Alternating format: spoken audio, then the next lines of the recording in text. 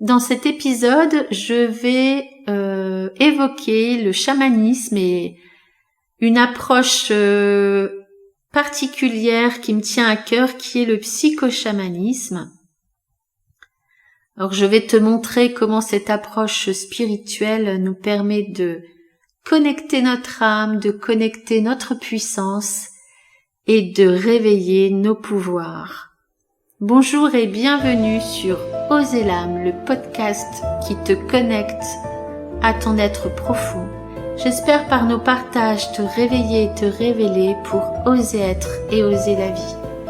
Mon nom est Betty Tutrice, je suis passionnée par le prendre soin, la spiritualité, l'enseignement.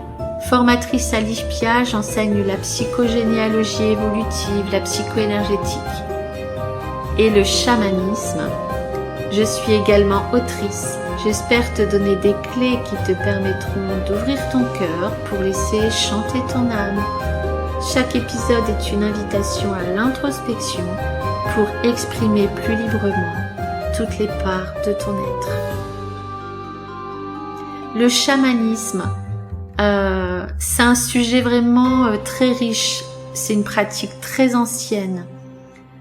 Le psychochamanisme, c'est une pratique à la croisée des chemins entre la psychologie analytique de Carl Gustav Jung, souvent perçu lui-même comme un chaman des temps modernes, et le chamanisme traditionnel amérindien, qui offre une voie particulière d'accès à nos profondeurs et à la guérison de notre être et qui nous permet de contacter notre âme.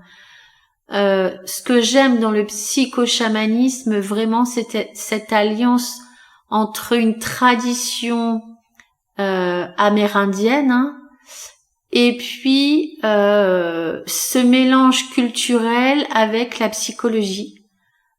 Aux États-Unis, il y a ce vécu amérindien, il y a toute cette histoire, toute cette culture qui est venue rencontrer en fait une modernité, une autre façon de voir l'être humain, tout simplement.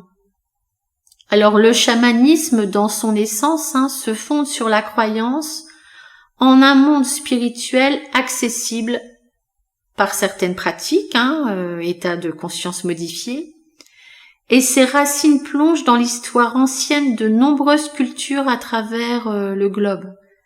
Bien que les pratiques chamaniques varient grandement d'une culture à l'autre, là je pense par exemple au chamanisme d'Asie, au chamanisme mongol, peut-être aussi au chamanisme d'Amérique du Sud, les pratiques sont vraiment très différentes et la vision du chaman y est aussi très différente.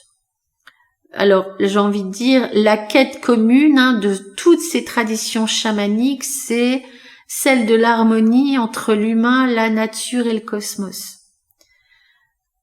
Ce que je trouve vraiment très intéressant dans le chamanisme amérindien, c'est la conviction que chaque individu possède ses propres pouvoirs pour se connecter au grand esprit et pour se connecter aux différents mondes en fait. Donc dans le chamanisme, il y a le monde d'en haut, le monde du milieu et le monde d'en bas. Et chaque monde a des caractéristiques propres et on peut y rencontrer, on peut connecter des pouvoirs, une puissance particulière. Dans le chamanisme amérindien, il y a vraiment une idée qui est une idée très contrastante. Je sais pas si ça se dit comme ça. Il y a un vrai contraste avec d'autres traditions où le rôle du chaman est réservé à une seule personne. Souvent choisi par la communauté, ou c'est parce que c'est un chaman qui est lui-même issu d'une lignée de chamans, ou c'est un chaman qui est choisi à travers un rêve par les esprits. Dans les sociétés amérindiennes, le chamanisme, en fait, il est vu comme un chemin ouvert à tous, invitant chaque personne à explorer son propre potentiel de guérison et de connexion avec le monde spirituel. En fait, dans les tribus amérindiennes, il n'y a pas de rôle prédéfini. On va pas identifier un chaman qui a, j'ai envie de dire, tous les pouvoirs. Il peut y avoir plusieurs personnes avec ces caractéristiques chamaniques, en tout cas avec des pouvoirs particuliers, et chaque personne va jouer un rôle bien défini dans la société amérindienne. Il peut y avoir un chaman pour la guérison, un chaman pour l'enseignement philosophique, et chaque personne de la tribu peut avoir sa propre pratique chamanique.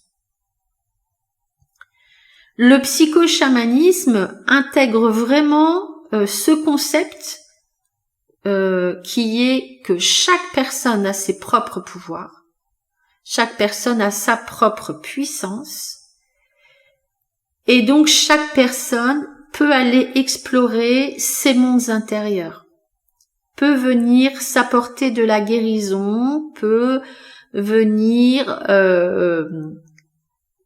peut, en fait, avec la connexion du grand tout, peut recevoir des enseignements sans faire appel à un intermédiaire. Dans le psychochamanisme, il y a quelque chose qui est de la voie directe à l'enseignement et de la voie directe à la guérison. Bien évidemment, on peut aussi faire appel à un chaman, hein, mais c'est pas exclusif, en fait.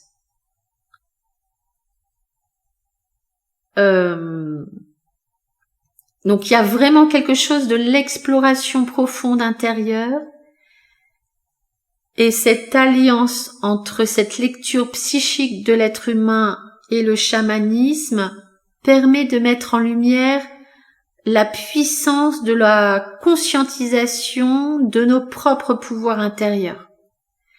Et en fait, c'est une véritable invitation à reconnaître et à développer nos capacités de guérison, de vision, de transformation. Conscientiser nos pouvoirs comme le font les Amérindiens, en fait, ça revient à reconnaître et à honorer la force vitale en chacun de nous et dans tout ce qui nous entoure. C'est accepter que nous sommes tous interconnectés, que chaque pensée, action, intention a un impact sur le grand tout. En fait, cela implique une responsabilité, celle de vivre de manière consciente, en harmonie avec nos valeurs profondes et en respectant l'équilibre naturel de la vie. Dans notre quête personnelle de développement et de réalisation, le psychochamanisme offre des clés pour déverrouiller des portes vers des dimensions profondes de notre être.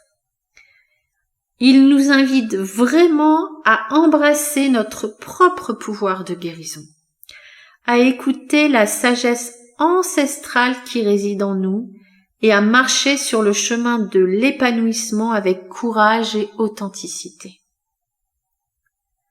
Dans le chamanisme et en particulier dans les pratiques chamaniques amérindiennes, se connecter à ses pouvoirs intérieurs est une démarche profondément enracinée dans la relation avec la nature, les esprits, l'univers. Les Amérindiens croient en l'interconnexion de toute vie et pratiquent divers rituels pour honorer cette connexion et accéder à leur pouvoir.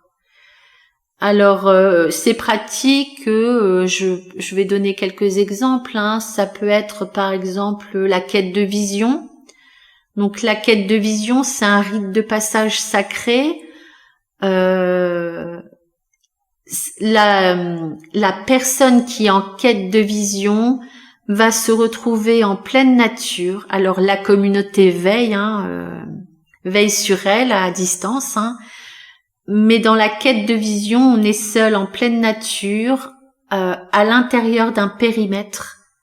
On va jeûner, on va prier, on va se connecter au grand esprit, on va demander, on va émettre l'intention de recevoir une vision et un message, d'être vraiment dans une connexion aux esprits, à la terre, pour recevoir un message, pour être accompagné sur un changement de vie important, en tout cas sur un passage de vie.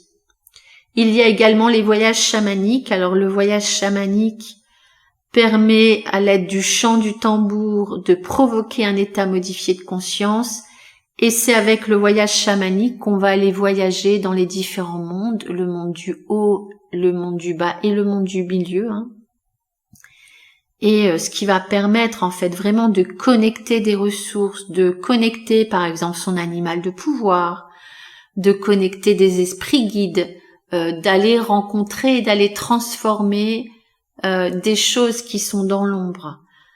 Alors en psychochamanisme, on considère que tout ce qui est rencontré lors des voyages chamaniques et lors des visions est une projection de ce qui se passe à l'intérieur de nous. En fait, on va explorer différents mondes, et ces différents mondes sont une représentation de ce qui se passe dans notre psyché et à l'intérieur de nous, voilà, qui permet vraiment de venir toucher notre âme. Il y a également une autre cérémonie qui est la cérémonie de la hutte de sudation. La hutte de sudation, c'est une cérémonie de purification et de renouvellement. En fait, cette expérience vise à nettoyer le corps, l'esprit et à favoriser une connexion plus profonde avec les esprits et avec notre intériorité, avec notre âme. Les Amérindiens croient que chaque individu est accompagné par des esprits alliés qui offrent leur guidance, leur protection et leur pouvoir. Alors, il y a un esprit allié qui est extrêmement important chez les Amérindiens, qui est l'animal de pouvoir. L'animal de pouvoir, c'est un esprit animal qui va être notre guide. Et cet esprit a toutes les qualités qui sont à l'intérieur de nous. Vraiment, c'est une part de nous-mêmes.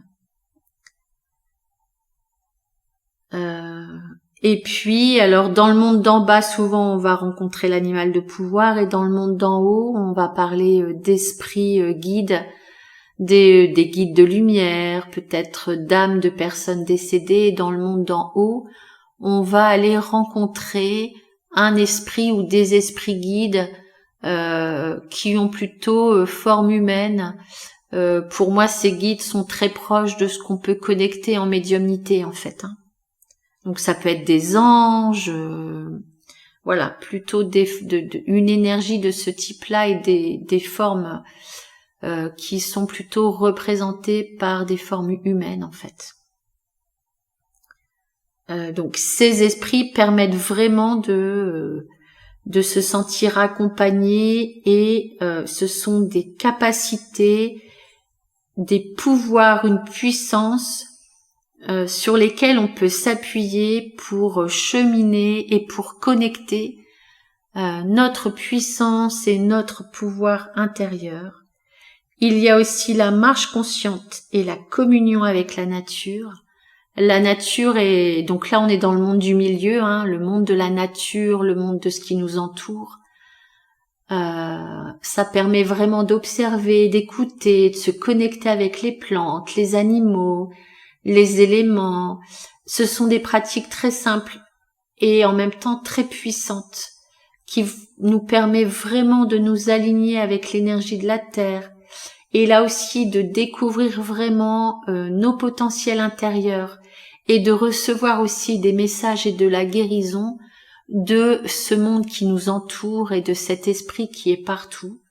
Il y a également un autre rite qui est important chez les Amérindiens, c'est le cercle de parole.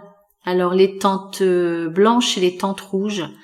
Les cercles de parole ou cercles de guérison sont des rassemblements où les membres de la communauté partagent leurs expériences, leurs prières, des chants, des histoires. C'est un espace sacré de soutien mutuel, de guérison, de connexion spirituelle. Participer à ces cercles renforce vraiment le sentiment d'appartenance et aide souvent à intégrer les enseignements et les pouvoirs personnels. Dans le chamanisme, on considère que toute expérience spirituelle, comme c'est un chemin unique et personnel, et qu'il y a cet accès direct en fait à l'esprit et aux esprits, il y a un fort besoin de ramener l'expérience spirituelle dans la communauté. C'est pas simplement moi et le chaman en fait, c'est moi sur mon chemin de transformation, et sur ce chemin de transformation, toutes les expériences qui m'interrogent, qui me font du bien, qui m'amènent des compréhensions et des prises de conscience, eh bien je vais les raconter à la communauté pour que la communauté puisse me soutenir et pour que la communauté puisse bénéficier de cette guérison que j'ai pu recevoir. Donc vraiment c'est particulier, la communauté est extrêmement importante. Dans tous ces rites chamaniques, il y a un point commun qui est l'intention. Pour moi, l'intention c'est primordial. L'intention de connecter ses pouvoirs, l'intention de se nettoyer, l'intention de communier, l'intention de se rencontrer. Oser émettre une intention, c'est vraiment le pouvoir de notre âme. En soi, c'est déjà une prise de pouvoir, dans le bon sens du terme. Ça veut dire que j'ose, avec l'intention, j'ose déjà connecter ma puissance. En fait, c'est ce qui nous permet de co-créer, c'est-à-dire de faire appel au grand tout, au grand esprit, pour l'inviter à créer avec nous, avec son aide.